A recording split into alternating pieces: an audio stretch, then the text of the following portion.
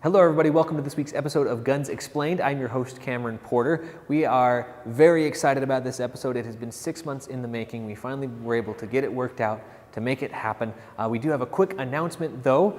This is actually our Season 1 finale of Guns Explained. And we're going to pick up Season 2 in a few months. We'll start back up in February. We're going to take a few months break in between seasons. So welcome to the Season 1 finale of Guns Explained.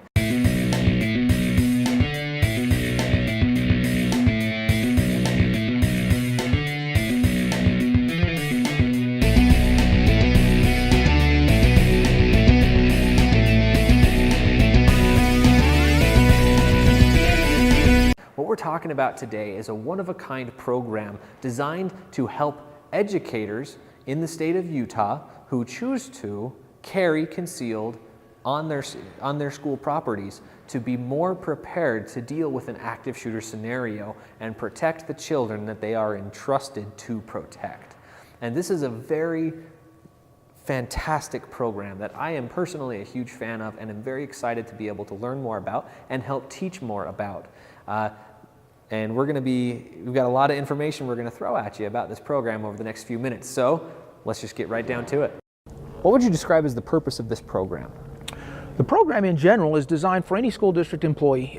Primarily we focused on Weber County since that's where we are now, but we've had employees from other school districts as well who, based on state law, choose to take advantage and carry a concealed weapon into those schools to protect themselves and those students in case there happens to be a threat present to them. And so the purpose of this program is to provide some basic training for them in how to respond to and deal with an active shooter situation, as well as some medical issues to provide some immediate aid for themselves or those students should an active shooter situation occur.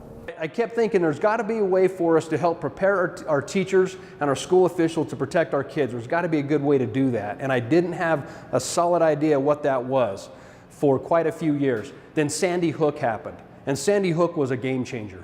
We saw just an evil young man take the lives of 20 young children and 6 teachers. It was just brutal. It was horrendous.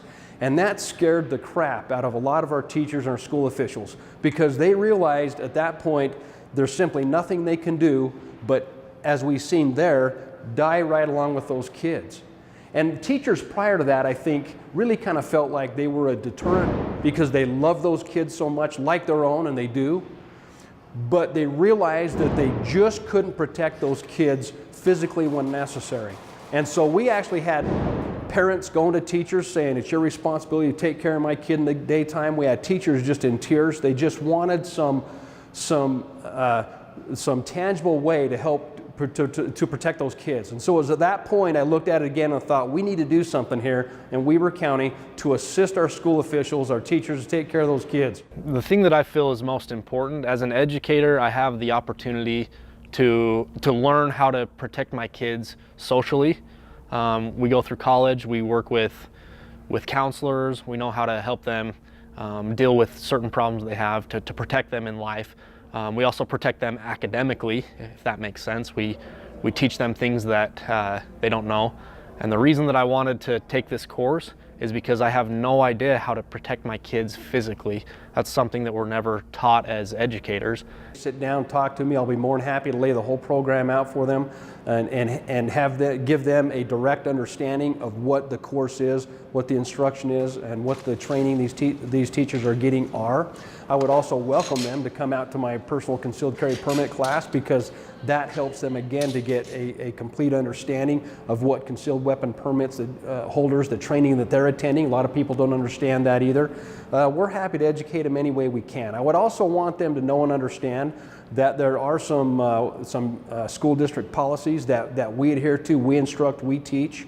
We absolutely make sure our school officials understand that gun, anytime it is within the confines of that school, it never leaves their person, ever. Is this program mandatory? It is absolutely not mandatory. It's completely voluntary.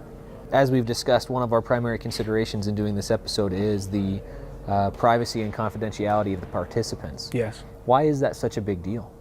That's a big deal for these folks because they're active employees. They have to go to work every day, and certainly they are concerned about twofold.